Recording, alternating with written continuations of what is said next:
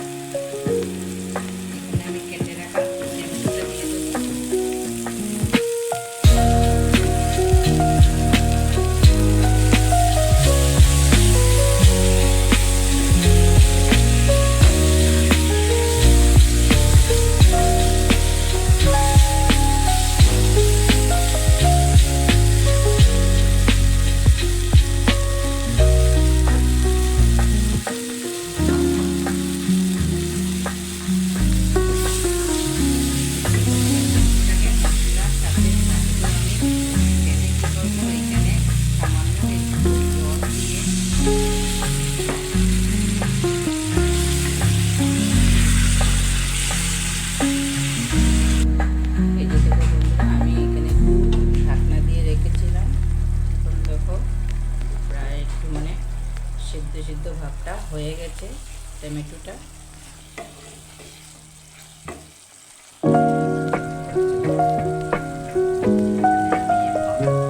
আগে সিদ্ধ করা আলুটা দিয়ে